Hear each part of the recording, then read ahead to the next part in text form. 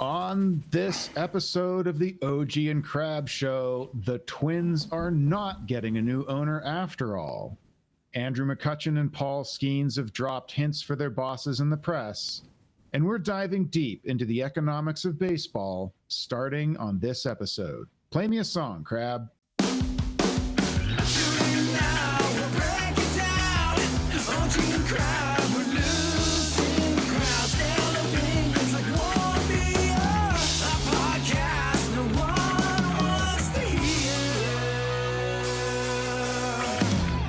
Welcome back to the OG and Crab Show. I am OG, and sliding in next to me, as always, is my partner, Crab. How's it going, Crab? Pretty good. How are you? Doing okay. Doing okay. You were out in the woods, I hear, camping. Yes, again. Glad to be home. Glad to be home. Home is where the heart is. Home is where my television is at, and my couch, and all of the sitting and things I like to do are here. Although it was fun, it was nice. It was very nice. The kids really enjoyed it. It's just, when you take vacations, when you have younger kids, it's usually about the kids. So they had fun. Yeah, that's good. Yeah. Back in Allegheny County, so that you can soak up all that good Yinzer energy. Yeah, I can drink Iron City and smell like the air that wafts down from the Clarion, Coke Works and all that. So, Speaking of them, they had a tragic event recently, so that was definitely, sorry to hear about that. Anyway, let's talk about Andrew McCutchen and Paul Skeens. Probably the two most famous Pirates, certainly right now. And they both recently had opportunity to address the direction the team is headed and has been going in some interviews in the press. And so they both had some comments recently that got everybody sort of buzzing about whether or not they hold any kind of sway with ownership or management or both. Skeens spoke with Post-Gazette reporter Noah Hiles, and when asked about their deadline activities, said, quote, "Hopefully it created some space for us to acquire some bats in the offseason," and that he didn't see a lot in terms of major league acquisitions at the deadline, but hopefully that sets us up for next year. So people saw that as a sort of veiled directive, maybe. And Kutch, more recently, was quoted saying, "You got to pay to win." This was speaking with Jose Negron of DK Pittsburgh Sports. When they were in Chicago. Yeah, they're not going to do that. I don't even know why he opened his mouth. Like this guy has been a Pirate for I don't get it. They're not going to do any of these things. Are they just talking to you know who they're talking to? They're talking to Bob. They're trying to say, go fire Ben Cherington. That's what this is. I hope so. But is there any chance, we've heard in the past that there were player interactions, and is there any chance that the players that matter, like Kutch and Skeens, is there any chance that them throwing up flares in the press like this reaches nutting and makes a difference? Reaches nutting, yes. Makes a difference, I don't know. I mean, I don't think Nutting reads his own press, but I don't think he's a pretty unaware guy, and he's a pretty insular guy, at least from, the outside looking in. But I do think that earlier in the season, they both did the version of this. Remember when they did this and then Shelton got fired? Yeah. They were bitching and moaning, and then Shelton got fired. Okay. Now, I don't think Cherington's getting fired on August 23rd, but I think this is a clear signal to Bob and Travis that what they're doing isn't working. And whether that means bringing in a different general manager with a fresh perspective, Well, that's the only thing it can mean, because he's not going to sell the team, right? We already know this. That's never going to happen. So that, or I don't even want to talk about it because it's just not worth my time. They're not going to spend money. They never have. They have no track record of doing so. And it's unlikely they're going to go do what these players want to do, like go sign Cedric Mullins to a 4-year deal. That's not going to happen. It's not going to happen. So the only other thing that is likely to happen is what, OG?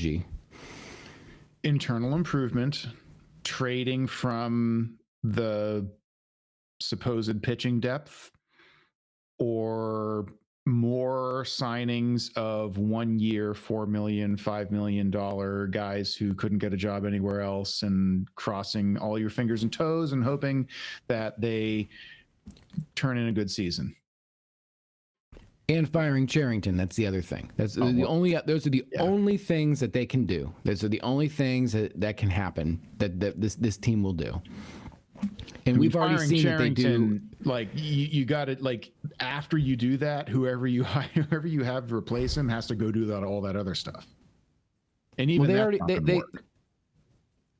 right, but they'll do that. Whoever's going to come here will do that, and Cherington in year 7 would do that also. So I think that the players are just tired of this front office's inability to create some kind of cohesive vision and execute on it. Just like, Tommy Pham, notwithstanding, being Ben Cherington's best free agent signing of his tenure, everything he's done has been terrible.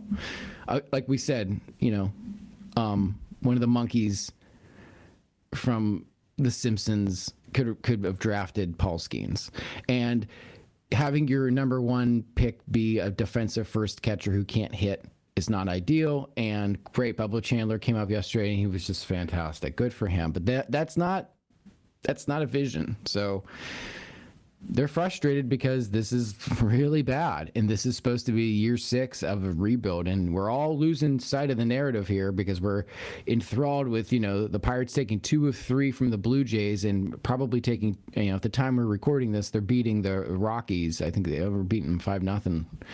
So they're going to take 2 of 3 of the Rockies, 2 of the 3 of the Blue Jays, and it's like, whoa, it's electric down there, guys. They're turning the corner. Wow, like.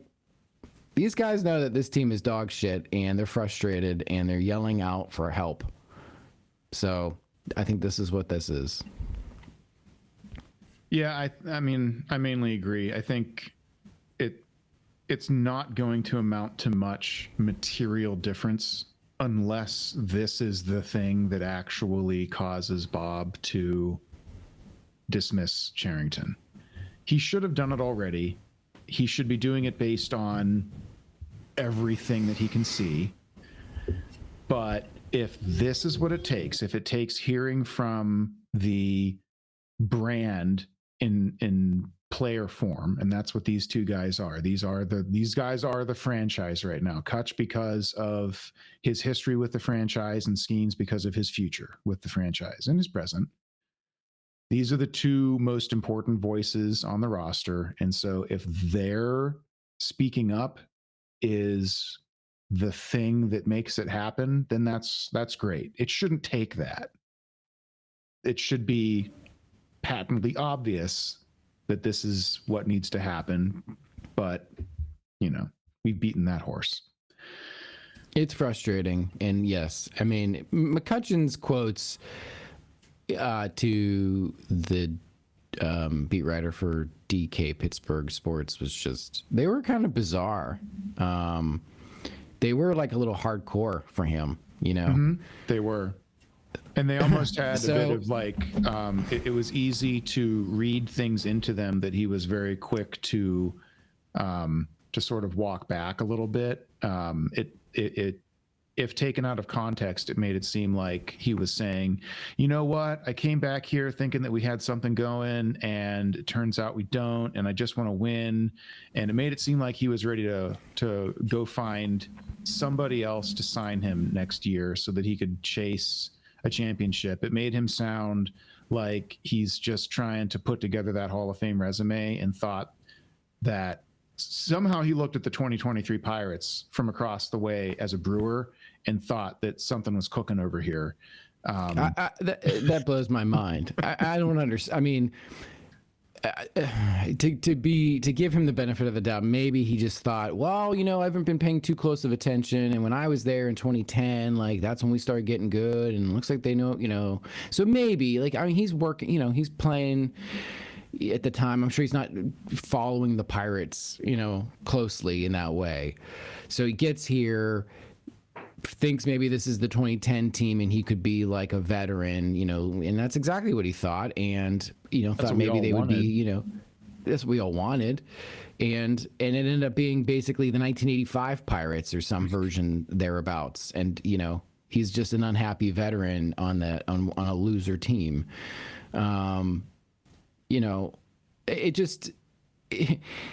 What's fascinating is that, like, I don't understand, like, why they can't just reach out internally to ownership. I don't get it. Like, they have to do all this to get Shelton fired. They have to do all this to scream into Nutting's ear. Like, can't they just?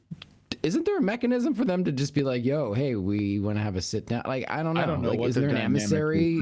It makes me wonder if they haven't had little conversations where they've tried to drop hints, and after many attempts at doing that and not seeing anything happen, they shrug and think to themselves, well, I guess I need to air this out in the press because, chit-chatting behind the batting cage when Bob shows up to watch us warm up before a game, he doesn't seem to be hearing it. I don't know, but it is very strange that they don't have that. Like that they, Kutch supposedly texted Nutting to say, I want to come back and play for your team. Like, text him again and say, please fire this guy. Right. Exactly. It's hilarious that he says, quote, it's referring to the team, the window. It's there, but there obviously has to be some sacrifice on both ends to solidify that. He's talking about building the team up. Mm-hmm. And he's talking about Bob Nutting. He's at least talking about Ben Cherington and, by extension, Bob Nutting. Quote, that's the way it should feel prior to going into the season. That comes with signing free agents, having the right bats in the lineup, and giving our starters a sense of having a good team around them that can put up runs and work day in and day out. There's some things that have to happen, and obviously I would love to be part of that equation, but you got to pay to win, because it's not always going to be the team that doesn't spend as much that ends up in the playoffs. Very rarely does that happen. It does happen, but it doesn't always happen that way. For us, it hasn't happened. There has to be that. There has to be this. There can't just be a shot in the dark of, quote, we hope this happens. We got to go out there and make a push, unquote. That's a direct quote from Andrew fucking McCutcheon. And in that quote, he basically calls out wish casting and hopium from the front office, what the internet parlance would be. Yeah. The quote is, there can't just be a shot in the dark of we hope this happens. That's a direct shot across the bow to where it's time to win, guys. Like, when that came out of the organization's mouth in the media at the start of this season, those players went, God, no, that's not how this works. Fuck, we're fucked. We're screwed. This isn't how it's, fuck. God damn it, there's 162 of these left. God, they knew they were cooked. Mm-hmm. He's telling us they knew that they were cooked, because you can't build a team on, well, if Henry just figures it out, if Jack just hits 30, if, Triolo is just a big tree, the biggest tree, like, that's not real. These guys, this is a fringe hall of very, very good, probably a Hall of Fame player. One of the last ones we're ever going to see with a Pittsburgh hat on, it probably in our lifetimes. He is telling us, if we're smart enough to read between the lines, that everything that they think they've done, that we've been screaming about on this podcast since you and I first met in the ether, is stupid. They're idiots. This is now. Do I really believe? Now there's a pendulum swing here, Mr. McCutcheon. going in signing that quote that comes with signing free agents, having the right bats in the lineup, and giving our starters a sense of having a good team. Okay, free agents, Mr. McCutcheon, is not the way that you're going to have a good team in year 6 of a rebuild. Unfortunately, you've missed. Now, I understand from a player perspective, you want to get paid, you want your compadres to get paid. A rising tide lifts all boats. I get it, not mad about it, but that's not how you're going to get out of this thing. But he's also correct when the other part of that quote is, hey, if you motherfuckers had just a league average offense here, we wouldn't suck ass. We wouldn't suck ass. If you just had a league average offense, Ben Cherington, if you could just score an average amount of runs, Ben Cherington, then our starters won't have to feel like dog shit every day, Ben Cherington. That's dead on. That's a dead on quote. And accurate. So here's right? Here's the best part. So after the team got back to Pittsburgh, Mackey went and chased down Kutch and asked him about those comments that you just read off and reacted to, that he provided to Jose Negron out in Chicago when they were on the road. And after Mackey approached him, quoting Kutch, "I'm not talking about that," Kutch said before I rephrased my question like this: "What must the organization do to improve and compete again in 2026?" And then quoting Kutch, "You're going to have to ask the GM on that," McCutcheon said. "I have no idea. I'm just here to play baseball. I don't know what we need. I said what I needed to say about it." Yes, he is directly challenging Nutting to please remove the GM who is bad at the job and not succeeding at all in year 6. Like, it couldn't get any more direct than that. You're going to have to ask the GM on that. And this is supposed to be a general manager with just a wealth of talent and knowledge. And this person is laid bare. This is like in Pirates world, if you watch the telecasts and read some Pirates related media, not all of it, but some of it, it's the emperor has no clothes. They're down there shaking each other's hands and high-fiving in gifs and slow motion bullshit and showing Vern the Deacon Law. Like, this is a team that wants all the accoutrements of having, a Hall of Fame induction, and we got a draft pick, and we're trading, and we're part of the narrative, and we're doing all the things that clubs do, except they lose, and they're stupid. And the players know this, and they're just as frustrated as we are, and they have the most inner track on this stuff. We watch it from the outside. They know it day in and day out. They know all the drama, all the stories, all the bullshit, and then this is the culmination of that. He goes into the newspaper, and he says, "Oh, golly gee, I'm just a ball player. I don't know nothing about nothing. Fire this guy. He's bad." I don't know nothing. It's that's true frustration. That's a very frustrated guy right there. Like, how often do you have quotes like this where we're not talking about the manager losing the room. This is the general manager losing the room. Like this is losing the org. Right. This is a vote of no confidence, as close as you can get to a vote of no confidence. If they had that kind of like parliamentary procedure against in the organization. Chancellor Valorum, this is like the Phantom Menace when Chancellor Valorum's like, oh no, Jar Jar Binks is up there making a vote of no confidence. So, I mean, this dates back. We talked about this, about like the mistake that Nutting made, thinking that he was creating some sort of stability by only firing the manager. What he did, he created this gulf between the roster and all of the uniformed coaching staff that remained after they cleared out the guys that Shelton and Haddad, and turned over what sounds like a greater level of autonomy to Don Kelly and company. And so you've like that's not stability. That's just being a chicken shit. You got to go and get rid of the problem. And he only got rid of the problem's assistant. Yeah, they want accountability. They want to be held accountable. They don't want to just be floating off and without a direction. This is directionless zombie pirate bullshit from the Dave Littlefield, Cam Bonifay eras. And, you know, it was bad then, but we didn't know any other way. We didn't have Moneyball.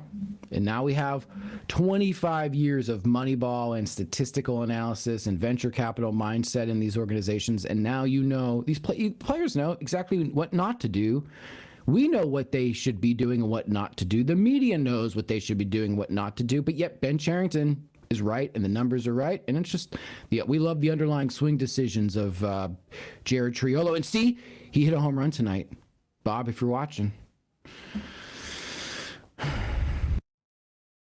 Anyway, Bob. Anyway, rant over. Yeah. The big topic for tonight, and this is a follow-up in some form to what we talked about last time, which no sooner did our last episode drop where we were saying, hey, at least the Twins fans are getting rid of their owner and they're going to get a new owner because they found someone to buy it. It was like 20 minutes after we wrapped. It was nuts. The very next day, it feels like, I think, news broke via the Twins. The Twins posted one of those Instagram branded notes entries where it's just paragraphs of text baked into an image. Like, this is how teams communicate now. And that's how everybody communicates now. I hate it. There's no press conferences anymore. It's nuts. Pathetic. Anyway, the gist of it is that the Pohlad family are not selling their controlling interest in the Twins. What they are doing is selling minority shares, and they're taking on capital from minority investors, presumably to pay down all of that debt that made it difficult for them and ultimately caused them to not sell their controlling stake in the team. And so the Twins fans, after watching their team get gutted at the deadline and thinking, well, hey, at least we're going to get a new owner out of this, turns out they're not. They're very, it's I was on their like message boards and stuff, and they were like kind of excited, scared that they were gonna, what it was like this kind of nervous excitement that you have. It's happening, guys. And then this happened and they're like, fuck, nothing's happening. So this leads me to what I hope is the first of before we start. Okay, I want to talk about Carl Pohlad for just a minute because I Wikipedia'd Carl Pohlad. This is who was Pohlad the Elder, who purchased the team originally in the early '80s. He's now passed on, and his son is the owner. So Carl Pohlad. Yes. Well, the only thing I wanted to say about Carl Pohlad is twofold. Number one. In 2001, Pohlad offered to sell the Twins to Major League Baseball for a reported $150 million as part of a contraction plan by the league, which would have effectively folded the team. The deal was not completed due to a court order binding the Twins to their lease at the Metrodome, and the team continued to play. That tops whatever Bob Nutting has ever inflicted to the Pittsburgh Pirates franchise. This guy's the lineage of this ownership group, their dad attempted to just shut the team down just because he's a monster douche. Yep. Buy me out and just can't end the team. Like, there just won't be a Twins anymore. There won't be a Twins. We'll go away for $150 million, which is nothing. This 20 years ago, nothing money. That's what teams traded for back then, though. I mean, that and we're going to get into that, but it's wild to think that now in the days of multi-billion-dollar franchises, teams changed hands for south of $100 million back in those days. Some teams. Yeah, well, he bought into the team for $43 million, which is nuts. The early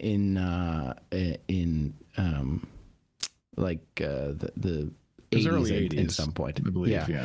And secondly, the thing I wanted to say is that after all was said and done, all right, so this guy is a cheapskate who tries to contract his own team, all right, and then he dies, and when he dies, his sons built a statue for him at Target Field. Statue for the owner.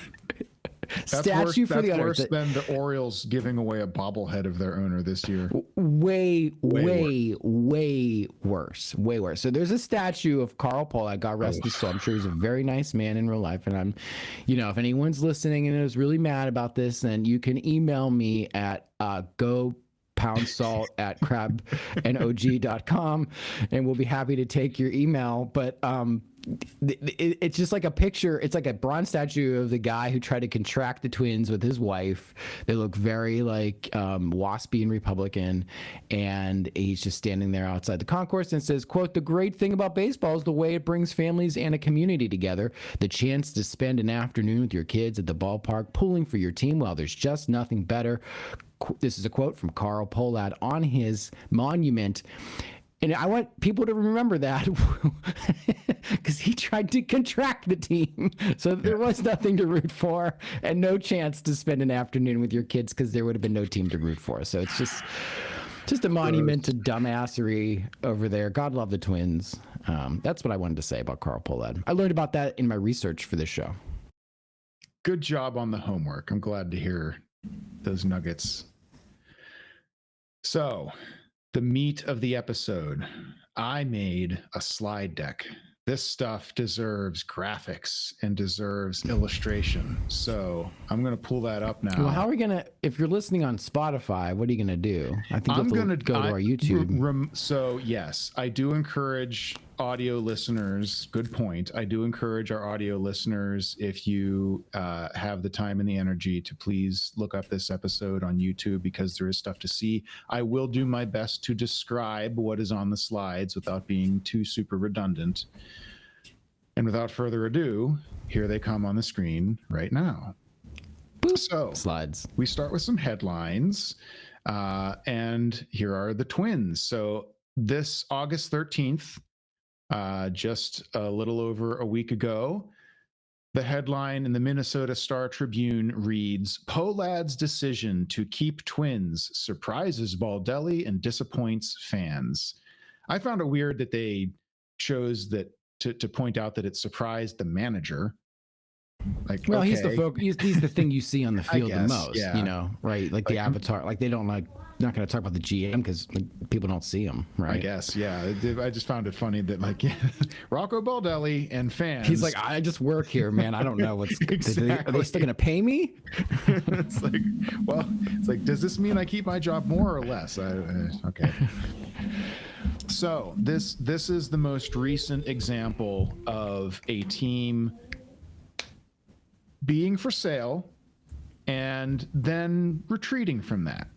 Earlier, this is in 2023, Artie Moreno, owner of the Los Angeles Angels of Anaheim, no longer selling Angels, will stay owner for 2023 season and beyond. This is in January of 2023. He had the Angels on the block for some months and then pulled the rug out from under Angels fans, eagerly awaiting a new owner who would not be so meddlesome and saying, no, you know what, I'm going to stay. The following year, February 2024, in the Washington Post, Nationals are no longer for sale, managing principal owner Mark Lerner says. So the Nationals had been on the block as well and entertaining offers. And then right before the season, they announce, we're not for sale. Interesting.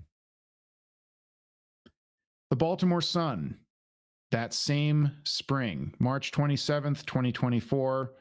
Here's a team that we have a winner. We have a winner. We have a winner. Orioles sale to David Rubenstein finalized after MLB approval. Oh, goody, a new owner. Now, there's a caveat to that, though. The next headline from The Athletic, this is actually earlier, but these announcements come out and then things are official after they're announced. The headline from February 1st, 2024, industry analysts and MLB insiders on the Orioles' $1.725 billion valuation, quote, low. So the Orioles sold, but they sold for what the industry consensus was a surprisingly small number. Interesting. Why would that be? I don't know. Is this a hypothetical or? No, I'm just setting up the remainder of the show. So I'm going to be showing a bunch. I thought you were talking to me. No, it's rhetorical.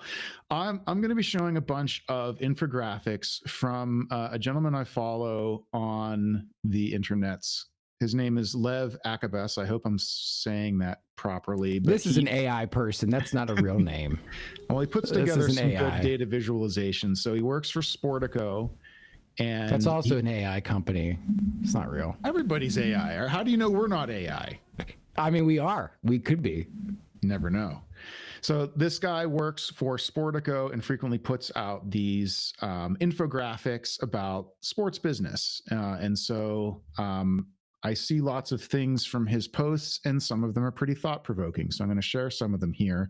These are some graphics that he released over the last year or so. And the first one is a list of NFL teams with a bunch of arrows and percentage points next to them. And the title of the chart is NFL Franchise Value Increase since 2020. This was posted in late 2024. So this represents 4 years of franchise value accrual across the NFL. Everybody knows the NFL is the elephant in the room. They are the massively successful, huge financial juggernaut that no other sport should compare themselves to.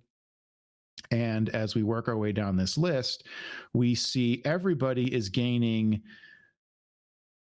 close to or in excess of 100%. They like the Tampa Bay Buccaneers are up there at the top at 139% franchise value increase since 2020. And there's some teams down at the bottom in the 60s and 70s, and the poor New England Patriots, who are already worth quite a bit and not doing so great lately, only went up 47%. But most of these NFL teams went up around 80, 90, 100, 120. Lots of good franchise value boosts. Yeah? Looks good. Okay, let's go on to the NBA. Similar chart, similar layout, similar numbers. NBA franchise value increases since 2020. And we have a lot of NBA franchises going up in value, some over 100%, some in the 80s and 90s, some 70s, some 60s. But everybody except the poor Brooklyn Nets went up significantly. The Brooklyn Nets only went up 17%. Everybody else went up at least, well, I guess the Knicks only went up 37, but they were worth a lot to begin with. They're worth more than their peers just because they're New York. They might be maxed out as far as how far they can go. Right. And the Lakers too. The Lakers are at the bottom of this chart. Like, so by percentage, they didn't go up so much, but these are the most valuable franchises in the sport. So they had less room to grow than all their peers. I see like the Suns, the Hawks and stuff, like teams that had like a branding in a market that were like kind of underutilized, probably assets that were underutilized. A lot of small markets here. A lot of small markets at the top of this list were the big growers. Memphis. How is that possible? Orlando, New Orleans, I'm confused. Charlotte. Orlando? What? Charlotte, Orlando? Those are Oklahoma City. I don't understand. Cleveland. What? Well, aren't they Indianapolis. Like, what? That's a minor league town. How can that be? And these franchise values are going up. No, 100%, I don't believe any of that. or more. That's fake news. Why would that be? Gee, I don't like this. It's hurting my feelings about baseball. That, right? Well, let's try to explain. Baseball's special. These are the sports I don't understand. Baseball is confusing. Special. Let's check out baseball. They are. Here's the MLB franchise value increases since 2021. Okay. Now, this is a chart that came out. This is a 1 year newer chart. And on this chart, we have a similar layout, lots of arrows and percentage points, except on this chart, a lot of the lines are very, very short, and a lot of the percentages are very, very small. We see at the top of the chart some big growth from the Los Angeles Dodgers, who grew 67%. So remember, on those NFL and NBA charts, that's kind of near the bottom. But here in baseball, the Dodgers are blowing doors off. Who else is doing well? We got the Phillies at 37%. We got the Yankees, who are worth the most, so they had less room to grow, but they went up 24%. The Cubs, another big market team, 37%. And they also have notations here of who the recent World Series champs are. So the four most recent World Series champs since 2021 are the Braves, Dodgers, and the Rangers. Who's the other ones? We got the Dodgers, the Astros, the Braves, and the Rangers are the four most recent World Series champs represented on this chart. And they grew 56%, 34%. And then we start getting down into all of the small markets, the Cincinnatis, the Clevelands, the Minneapolises, the Kansas Cities, the Tampas, the Milwaukees, Baltimore. Well, I was told that their owners should be spending lots of money to make more money. And if they had spent a lot of money, they would be making money. And so why they just maybe don't want to make money? Is that how that's working? Well, we'll explore that. But the important takeaway here is baseball franchises. Baseball is special because their franchises are not growing in value right now. They're not. You have a handful at the top that are getting decent returns on their investment. They're growing, but they're not growing the way their peers in the other sports are. Next slide. Year over year, average franchise value change. This is just a graph that shows a selection of years and the average growth rate in those periods for the NFL, NBA, baseball, hockey, and MLS. The NFL. Let's do baseball last because he's going to be the biggest. It's the biggest number. It's the most special sport. It's different than the others. So it is different. It's different. The NFL is accelerating the rate at which it accrues value on average. From 2020 to 21, on average, franchise values go up 14%. 21 to 22, they go up 18%. 22 to 23, they go up 24%, almost a quarter. The NBA, 20 to 21, 8%. 21 to 22, doubled it to 16%. 22 to 23, 33%, up by a third. Man, that sounds like a good investment for our money. In 1 year. Yeah. Hockey, sign me up for that. No data for hockey 2020 to 21, but hockey grew at 8%, 21 to 22, and 29%, 22 to 23. Hockey is growing. Hockey's growing. Wow. Not a lot of data on soccer. Not really going to touch on soccer. But baseball's doing great, right? We're coming out of the pandemic. Attendance is up. People are watching ball games. Pitch clock. Yeah. Baseball, right? Otani, baby. Otani. Huge. Yeah. So healthy. Awesome. Big. No data for 2020 and 2021. Baseball franchise values grew 21 to 22, 5%. 22 to 23, 2. It got slower. It got slower. Can you believe it? They're not accelerating like all of these other leagues. They're tapering off and stagnating. Okay, I can figure it out. I know exactly what to do. All the owners, if they just spent more money on player salaries, that would fix it. Next slide. This chart, they would make money. I was told they'd make money. Value to revenue multiples for different sports. And it lists the major professional sports in the United States and even some not so United Statesy ones. At the top of the list, and this is being sorted by the multiple of the average franchise revenue to the value of that franchise. So the WNBA is at the top because the value of their the players get paid nothing. Right. Yeah. The value, of the franchise is 12 times what they make each year on average. It's also completely subsidized by the NBA. So God love them. I'm not rooting against women's sports. I'm not hating on women's sports. I'm not saying it doesn't exist. I want the women's sports to do well. I hope they grow. I do. But it's important to understand the economics of the WNBA. Second is the NBA. at 11.9. Their average revenue, this is from last year, their average revenue per club, $388 million. The average value of an NBA franchise, $4.6 billion. That is a bigger multiple than what the NFL does. The NFL, who brings in the most revenue at $692 million per franchise on average each year, their franchises are worth 7.13. So that's a 10.3 multiple. And then you got Major League Soccer, and they've got a 9.4 multiple of average revenue to franchise average value. The Women's Professional Soccer League, $15.4 million average revenue, but they're on average worth $100 million. 6.8. I've never even heard of that league. God love them. It's relatively new. Okay.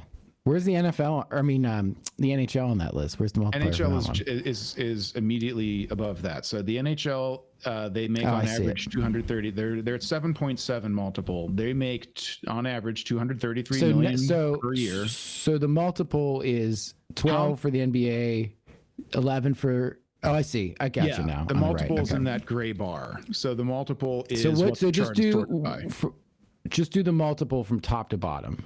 Multiples from top to bottom. WNBA 12, NBA 11.9, NFL 10.3, MLS 9.4, NHL 7.7. It's the women's professional soccer 6.8, Major League Baseball 6.6, Formula One. Now we're getting kind of outside of the United States here. 6.1, right. And then like. The 30 most the soccer. This represents the 30 most valuable non-MLS soccer clubs. So this is like Europe and South America. Like, forget it. Right. It's a completely different world for their. So what you're saying is the multiplier for how much value you're going to get out of your team vis-a-vis what it's worth in baseball is right above F1. And below a women's professional league. Correct. In terms of if you take the revenue, the gross revenue that you're making each year on average, and trying to translate that into franchise value, baseball is below everybody in the United States in terms of professional team sports leagues. Now, baseball, I added to this graphic these two Olympic medal emoji to point out baseball has the second highest average revenue of all of these leagues at $425 million per club per year. That is the average revenue, not profit, revenue. This is the money they bring in. The NFL is the only one that brings in more at $692 million. So you have the NBA. NBA franchises bring in less money each year on average than Major League Baseball franchises, but are worth more than twice as much. Well, that's not true. Almost twice as much. That's big. Next slide. Here's why. This is a chart of the major U.S. pro sports media rights deals and their values. Of course, at the top of the list is the NFL. They are the behemoth, and they have deals with YouTube, Fox, NBC, CBS, ESPN, and ABC, and Amazon. And each one of those is worth over $2 billion, except for the Amazon one, which is only worth $1 billion. The NFL makes a lot of money from TV. The NFL makes most of its money from TV, and that's why the Green Bay Packers exist, and the Buffalo Bills exist, and the Pittsburgh Steelers. The Pittsburgh Steelers. Below them is the NBA. This is their outgoing deal. These deals expired this past season. ESPN and ABC were paying $1.4 billion, and TNT was paying $1.2. And NBC just blew a bunch of this crap out of the water. Oh, yeah. We'll get to that. Baseball, meanwhile, is making just shy of $750 million from Fox, just shy of $500 million from TBS, just over $500 million from ESPN, and just shy of $100 million from Apple. Not represented here is Roku, which was $10 million and pathetically small, and that was the reason why ESPN got out of the business. This is what the media rights look like going forward. Baseballs don't expire until 2028, so theirs all stay the same. The NFLs are all the same. They are running through 2033, except for YouTube. But the NBA, look at the NBA. They went from 2 partners to 3, and they went ballistic in terms of the money they're bringing in. And this is why those NBA franchise values went up so much, because they got a monster deal. Right. And that guy who just bought the Celtics for $6 billion, I mean, yeah, that's a huge number. But these numbers, they're never going down. I can't see a world in which that bar goes backwards for the NBA. Yeah, so the NBA moving forward next season is getting from ESPN and ABC $2.6 billion, from NBC $2.5 billion, and from Amazon that's pretty small, something billion. Way more money. Meanwhile, baseball, ESPN has opted out. Now, news did break this week that ESPN is in agreement with baseball to buy MLB TV, the streaming service for out-of-market games. Which blows. It fucking sucks. It might. We don't know how. No, it will. It might. You're out of your mind. It will. I know. It probably will. It probably will. And the question is, what are they going to pay for it? The reporting is that, so this was when ESPN's old deal included the Home Run Derby and the wild card round of the playoffs and Sunday Night Baseball. They opted out of that deal. So after the 2025 season, that won't be ESPN anymore. ESPN will instead they'll get, the reporting isn't complete and the deals won't be announced until next month. But so far, we've heard that Netflix is getting the Home Run Derby and ESPN is getting local stuff. They're going to be the ones that carry like the Twins and the Padres and the Diamondbacks and the Rockies, the teams that lost their local channels that MLB was handling for them. That's going to be ESPN now doing their local stuff. Well, no, locally it'll probably still be whatever. Well, no, but ESPN's going to own that process. It's not going to be Major League Baseball running that show for them. It's going to be like, it's still going to be like the local announcers and it's going to have the local field crew. But in terms of the branding on the screen, it's not going to be the MLB graphics anymore. It's going to be the ESPN graphics. So that deal is still being fleshed out, but this is a subtraction.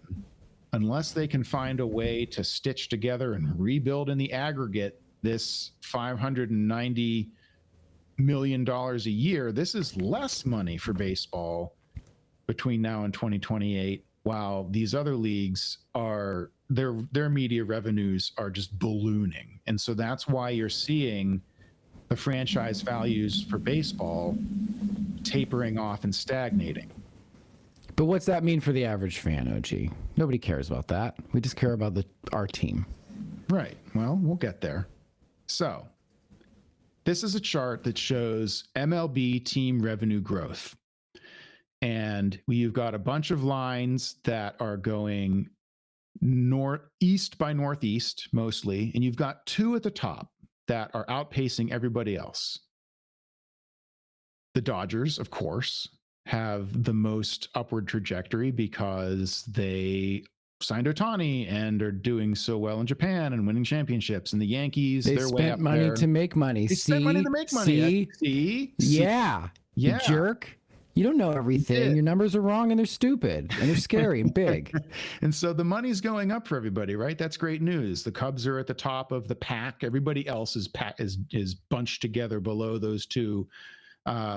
Yankees and Dodgers are off by themselves up there in the stratosphere. Everybody else is bunched together further down, and the A's are bringing up the rear.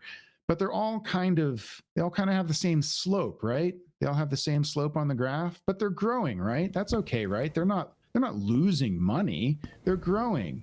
Except what else has grown since 2021? Oh yeah, the cost of everything. So I'm adding to this chart. This isn't on the original chart. I added a line to show inflation, just as a relative thing. So they are outpacing inflation, kinda. Not by much. Not by much. The Dodgers are. But Well, that doesn't count. Well, that does count because they're the best. And Bob needs to just do what the Dodgers are doing, man. We need to sign Tommy Two Knuckle Pham. Right. He's a Pittsburgh legend. Right. So that's And IKF. they're making Spend money, that money, Bob. but they're not making money at an increasing rate like all of their peers in the other sports. New slide. Percentage increase in average franchise value since 1996. Now, this is a chart that will make it look like buying sports franchises is great business. And that is the conventional wisdom, right? That you buy a sports franchise, there's only in baseball 30 of them, the other leagues have 32. They very rarely make new ones. They always go up in value. And these guys bought these things. And don't forget, in baseball, you have a legal monopoly. Yep, you do. You do have an officially legal monopoly. You have an exemption from The Sherman Antitrust Act. Antitrust. That's right. That's a whole other story. We can get into that sometime when you want to just sit here and do a fireside chat reading from Lords of the Realm. Anyway, so this goes back to 1996, and you can see around 2013 a sudden spike in these things gaining value, including baseball. So baseball back in 2013, everybody was growing kind of at a nice gradual rate. The NFL outpacing everybody else. And then all of a sudden in 2013, everybody shoots northward, including baseball. And then more recently at the top, baseball's kind of leveling off and everybody else is accelerating more. And we have the S&P 500 down here underneath all of them, which I guess is meant to show that buying a sports franchise is a way better investment than just buying an index fund. Is that your takeaway from this chart? Yes and no. I mean, if you want faster returns, the same amount of returns multiplied, then buy a baseball team. If you want this, also returns that go up at a similar pace, then buy an index fund. You'll just get less of them when you cash out. So but the conventional wisdom about how, especially baseball teams, but how these franchises make money for their owners, it isn't the operating profits and losses. It's not the. I was told it was. I know you were. On the fan told me. I know you were. They tell me that Bob Mudding speech.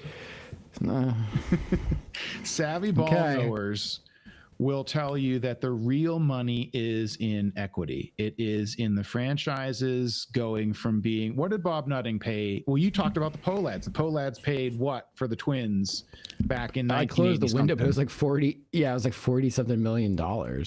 And the Twins were trying to get sold for 1.7 billion.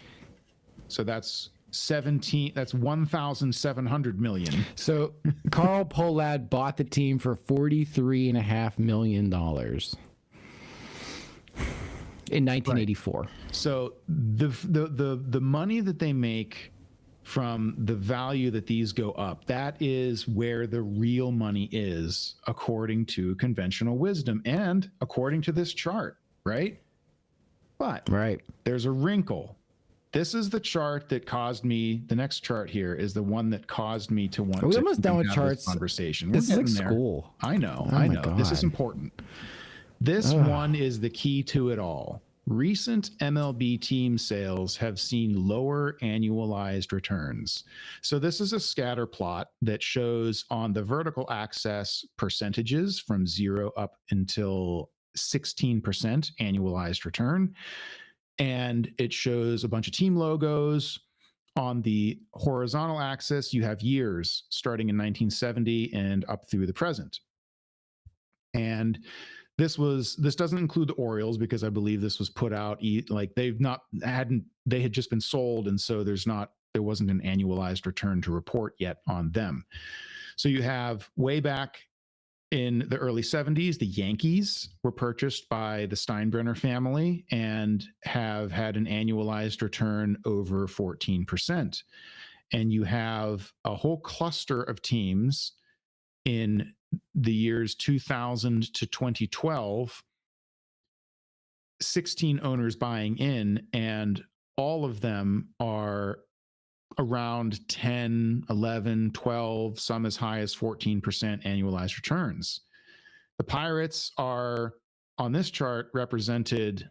So this is where, like, what does being sold mean? Because didn't Bob Nutting buy the team in 2007? Well, he didn't buy the team. He became the controlling partner.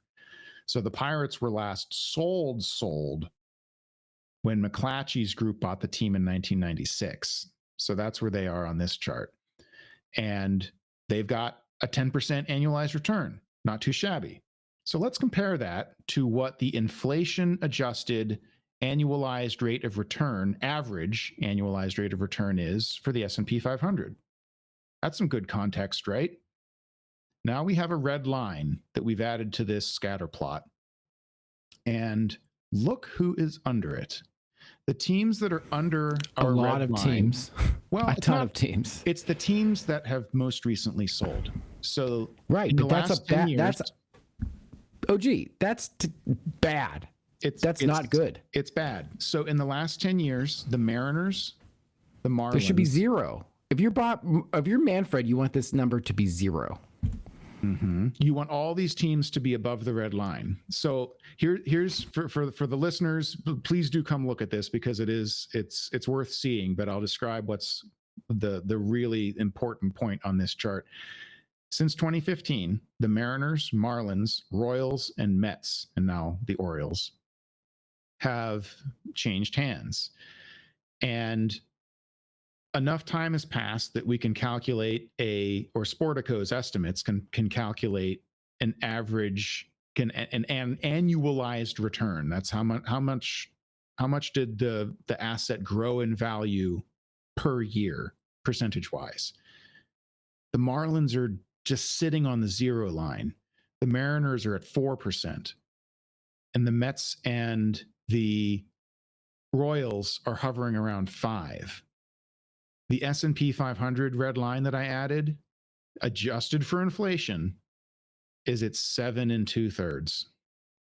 So what this chart is telling you. So it's, go ahead, finish your. What this chart is telling you is that buying a baseball team right now is a bad investment.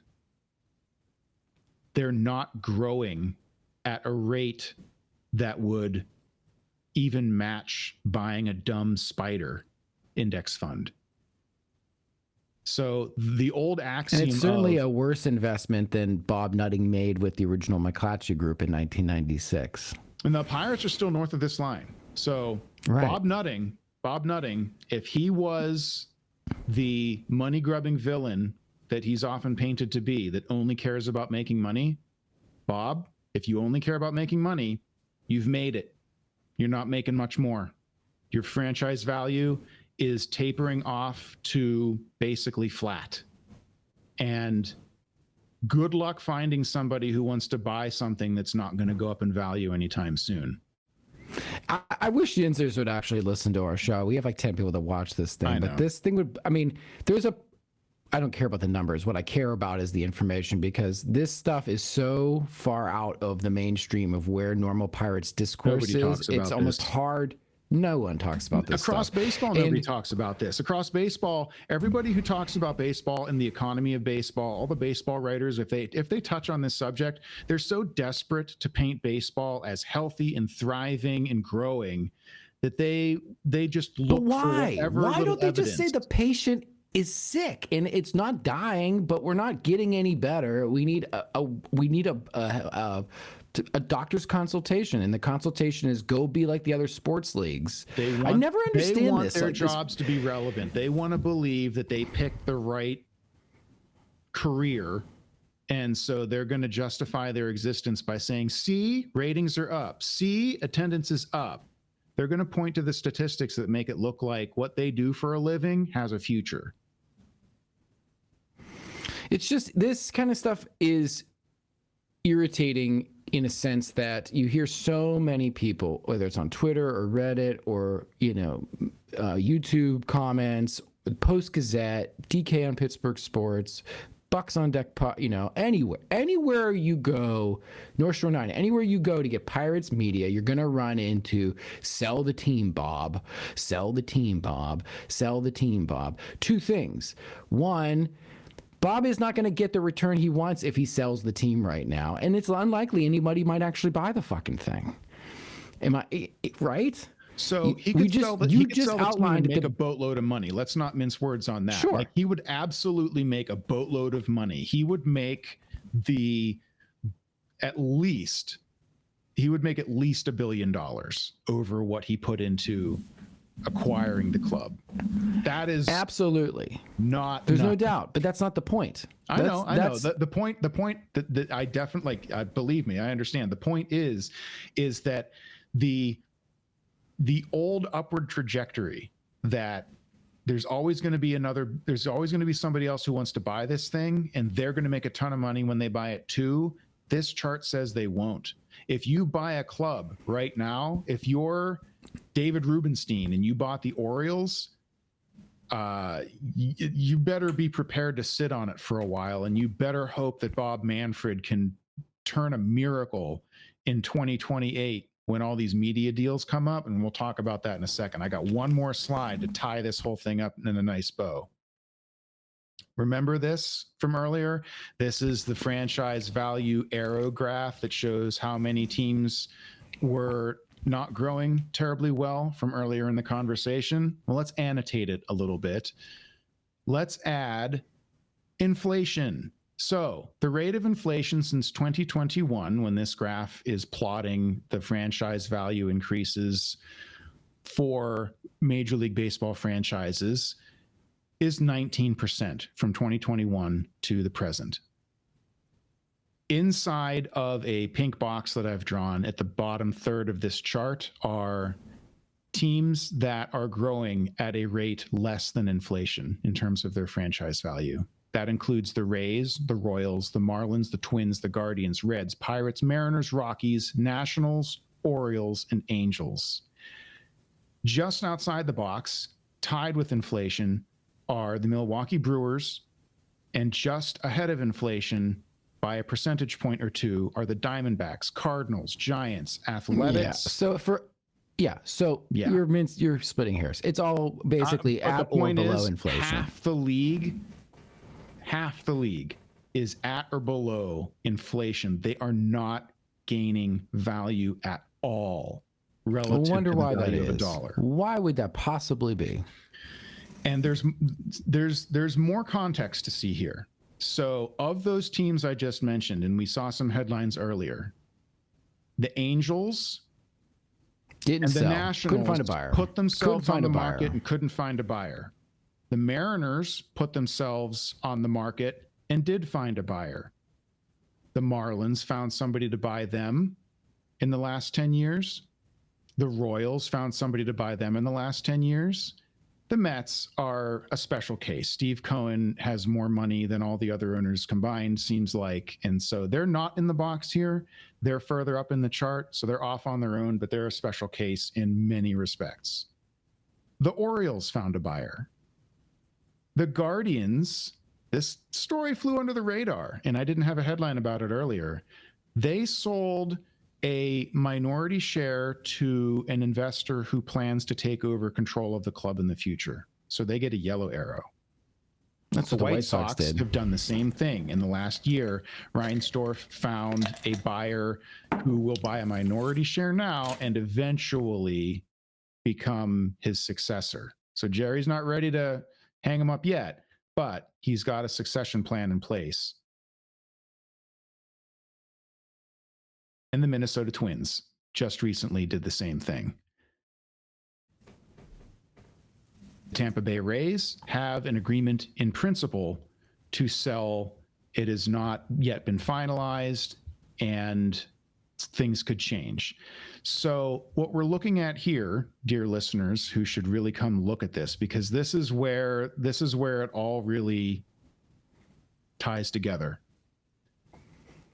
All of these clubs, except for the White Sox and Mets, all of these clubs that are growing at a rate less than inflation are the clubs that have arrows next to them that I've called out as having been for sale and gave up on it, or sold, or are going to sell, except for the Rockies, the Pirates, and the Reds.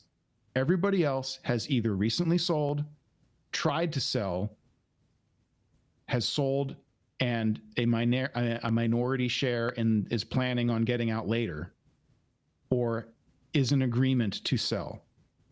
Yeah, a better way to phrase this, I think, is, the bottom third of this league that's competing with inflation is having a hard time getting the numbers they want. And the people that are buying in, right? Some of them are selling, but not at the numbers that they would like. And the Angels, the Nationals, the Twins, they can't find a seller, and they haven't been able to find one. I'm sorry, a buyer, pardon me. Right. And that in the NBA, in the NFL, that's in the NHL, that's not a thing. Mario Lemieux is trying to buy back the Penguins at a higher price than what, he's like trying to get his ex-girlfriend back. It's nuts. They went back in. What a weird story that the is. Growth, right? But they're not like walking away. People aren't walking away. So this is like an up, for something that should be a slam dunk, no pun intended. It's not exactly a home run. Nice. We're a sports show. Sports ball, everybody. But the thing that really struck me when I was putting this together, I started putting this slide together, and I didn't even realize what I was going to land on. But look at this cluster at the bottom. Is this rats off of a sinking ship or what? And so it's not great. It's not ideal for baseball. Nutting, the caricature that's painted of Bob Nutting is, as I said earlier, that he's just interested in the money. He just wants to make money, and he doesn't care about anything else. Well, if that's true, we're about to test that, because here's what's coming. We've got some milestones coming up for baseball and for the Pirates in particular. The first one is, of course, the collective bargaining agreement expires at the end of next season. So on December 1st, 2026. Are we going to do a prediction on what's going to happen for that? We can briefly. I think that's a whole other show to talk about, like where the CBA talks. Well, there seems to be a lot of consternation about this. Lockout versus strike, and lockouts don't mean anything, and strike doesn't this, and blah blah blah blah blah. And everybody, I think that just we should make that a whole other episode. We'll definitely go into that in depth. But in 2026, the CBA expires, and there will be a lockout. I'm very confident of that. I don't think we'll lose games. So we'll talk about that in depth. There will be a 100% lockout. They probably won't lose games. No. 2028. After the 2028 season, all Major League Baseball national media deals expire, and a great many local media deals do as well. So when Diamond Sports Group, that was the company that was formed after Disney was told by the feds that they're not allowed to buy Fox Sports, and was branded as they're going to get it anyway. They're getting all that stuff. Isn't that anyway. Interesting? Funny way how capitalism capitals, huh? Funny. So at the time, though, they were not allowed to buy Fox Sports, and so Sinclair Broadcasting stood up a subsidiary called Diamond Sports Group, and then that's where all of the Bally's sports networks came from, and these were all of the RSNs that were going bankrupt a couple of years ago. And in the course of going bankrupt, many of them they did Chapter 11 bankruptcy, and so they renegotiated their terms with the teams that they wanted to have any relationship with at all at a much lower rate. So a bunch of teams, like this would be like the Rays and the Braves and the Cardinals and the Royals. That's not even like the Angels. There were like a 13 or 14 of these teams that were under this umbrella.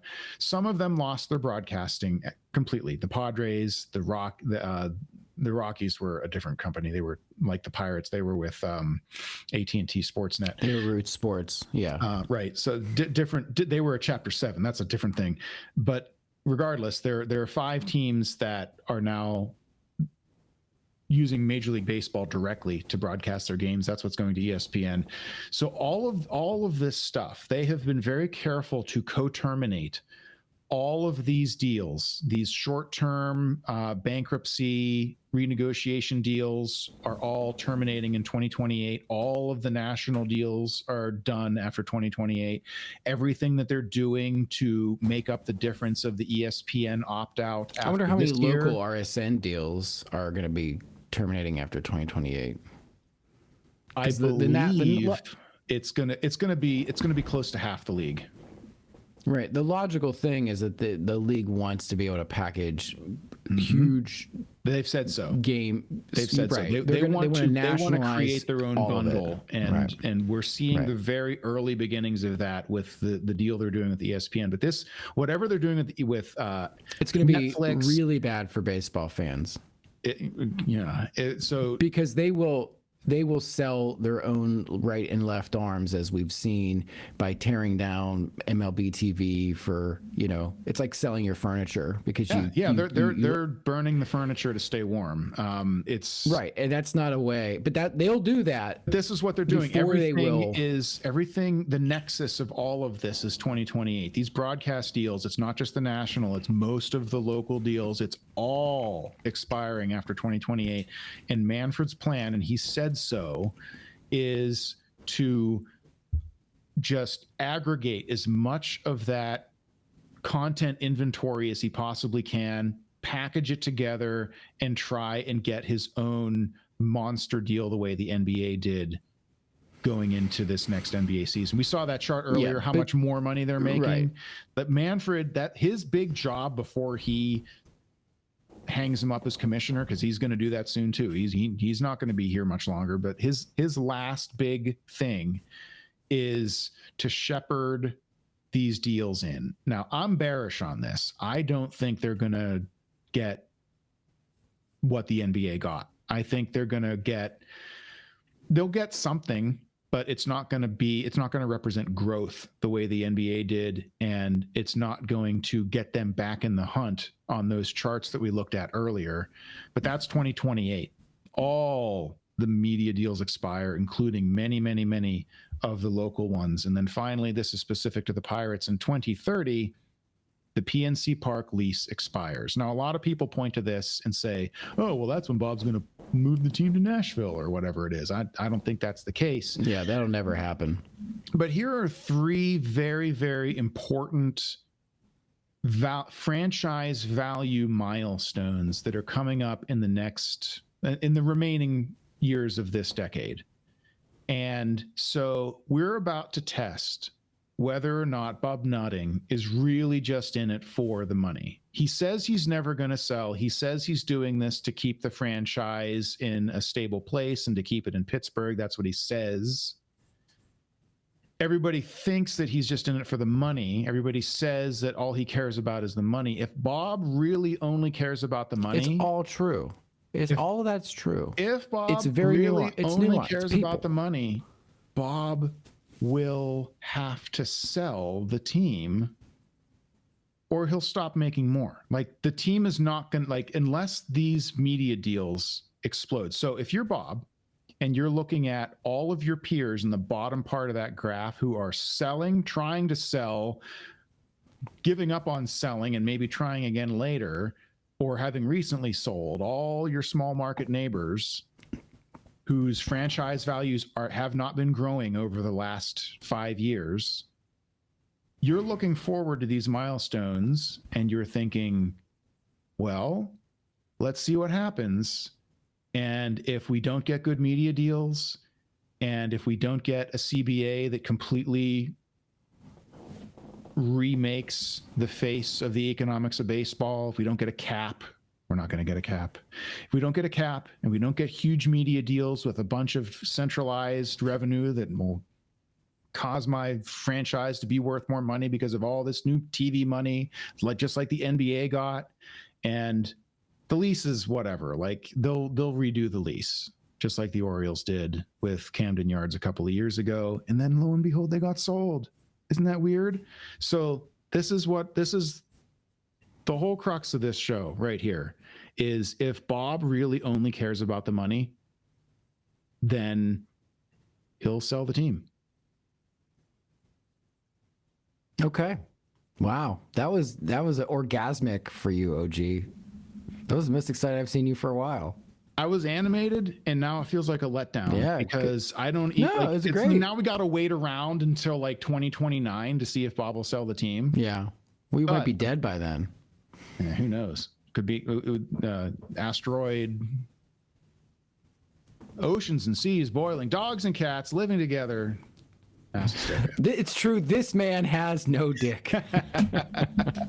So that's the slide deck, everybody. I do encourage audio listeners, if you I tried to describe what was on the screen for our video viewers, but please do come and look at that, because especially that last one where you see that grouping of teams, that lots of selling activity at the bottom of the league, and you have to wonder why or you don't when you see their franchise values. Well, no, you don't stagnant. have to wonder.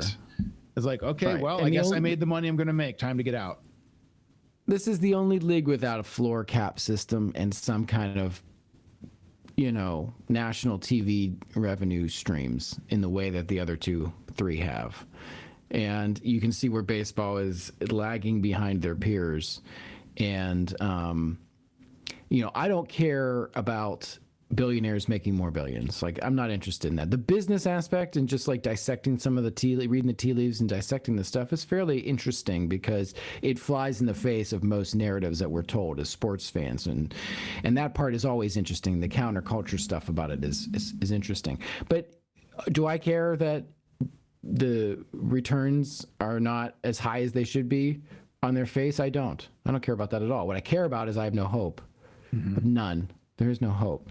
And I think it's pretty hard to sell your product nationally when there's no hope in your product. And that would be a reason in why that they're not going to be able to get the television deals that they hope that they want to get, because there's no hope. If you want to be a sports league like the Premier League, in a sense, where your top four dominate the league, and Burnley or Ipswich Town or whatever, they're all just vying to stay relevant or get in the league or get fall out of whatever, but there's no hope for them. You could certainly make money doing that, but it's unpleasant for most of the fans. And I suspect that the way baseball's operated its entire lifespan, I don't foresee a Paul Tagliabue moment or a David Stearns moment where they start thinking ahead in any way. So I bumped the mic. Sorry. I would love to see the Major League Baseball get itself organized in a way that, you can put on a August 23rd Colorado Pirates game on ESPN plus or Amazon streaming, and have it mean something, because we're both in a thick of a wild card race, and we're, vying with each other.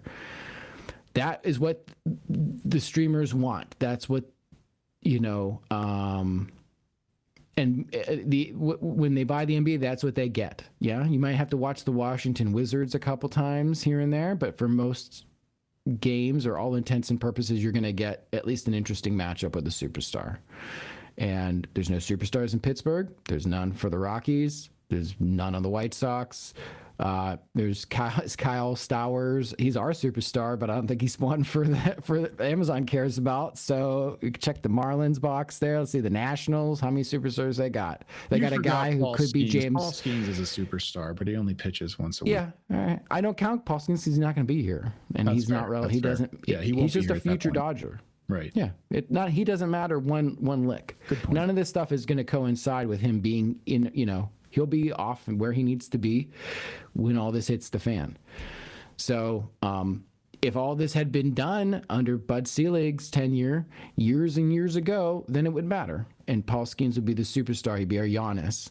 And so a Saturday game that means nothing would be a lot more interesting with some hope. And knowing we could keep Paul Skeens with a mid-level exemption because we have his bird rights, or whatever under the cap. But none of that's going to happen.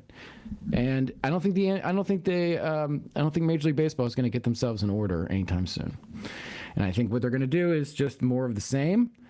And they'll sell MLB TV and they'll sell Guardians games and put them behind 5 paywalls to just get one more nickel of short-term return than to think about why are we doing this and why can't we just here's why they can't flush a season away for a salary cap, because they got to sell a television deal. Mm-hmm. It's hard to get a return on your television deal when you're like, yes, hello, Mr. Amazon, please buy our product for $1 billion. But Mr. Amazon, we have no money. Or I'm sorry, we have no games to give you. Give us your money. We'll give you no games. Again, give us the money. We're alienating all of our fans, and it's going to take putting steroids back into the game and a new home run chase to get them back interested 3 or 4 years from now. You know what's a new home run chase? Trust us, buy it. You know what a new home run chase would be? Is a cap and floor system and economic stability, so the Pirates can compete for Otanis in the world with smart management. That's the next. That's what they'd rather shoot steroids and hit home runs than just do the common sense. It reminds me of that meme that is floating around. Men would rather do X than go to therapy. It's like something off the wall. It was in The Simpsons. It was Mark McGuire in The Simpsons. Do you want to hear the ugly truth, or do you want to see me sock some dingers?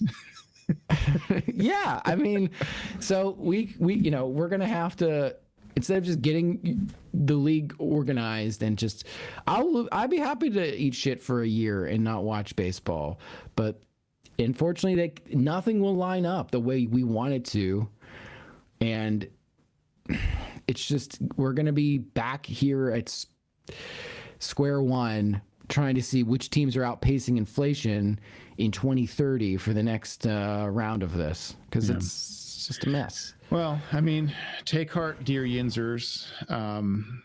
If Bob really does just care about the money, then he will sell the team. Just it won't be for 5 or 6 more years. Yeah, and if he doesn't, if he decides to keep it after that time, because all of a sudden there's all this new money flowing in, or there is a cap and floor system, et cetera, like all of the material changes that would have to happen to make it so that his franchise starts accruing value again. Well, maybe he keeps the team, and maybe it's not so bad at that point because all of those other things took place. But it looks gloomy. But they're not going to do that either. No. It looks gloomy. We have to do another episode where next episode will be talk about the cap, or talk about the CBA. This is going to be a series. It's not going to be like, we're not going to do them one after the other. Yeah. But there's going to be a bunch of these like dives into the economics of the game, especially with the CBA coming up, and it's getting talked about a lot already. Like, you've got the story of Manfred getting into nose to nose with Harper. Both sides of the argument already have their acolytes out in the media, like trying to spin narratives about what is and isn't going on. And so we've got more than a year to go before the lockout begins, and they're already battling it out. So we'll definitely talk about it. Lots of interesting angles to get into, and this is one of them. So this is the first of the interesting angles, is that a lot of these franchises simply are not going up in value lately, and anybody who bought in a decade ago, 15 years ago, 20 years ago, now's a good time to get out, and a bunch of them already have. A few more have tried, didn't like what they saw. Sell the team, Bob. It'd be cool if you had a cap in 94, you wouldn't have this problem. Maybe. It'd be cool if you had revenue sharing in 94, you wouldn't have this problem. It would be really cool. Could be. Super cool. We wouldn't have we wouldn't have to be talking about this. We can be talking about something else, but no. Nope. All right, That's OG, all I what got else you for got? you This on is- this one, Crab. Thanks for sitting Okay. with me. Thank you, everybody, for indulging my nerdery there. I hope somebody had their eyebrows raised or thought that that was at least moderately interesting. Ray's just shaved them off with that information. You were going a mile a minute, my brother. You were giving him everything and the kitchen sink. Oh, it's recorded. You can play it back again if you missed something. So, as always, thank you for listening and or watching. If you would like to get updates on when we are coming out or things automatically fed to you, then please like and subscribe. Or Only like and subscribe to spreadsheets. Don't like and subscribe to the show. So I'm Crab, or no, he's Crab. I'm OG, and yeah, I'm OG. He's Crab. We're very confusing, and we'll see you next time. Bye-bye. Bye.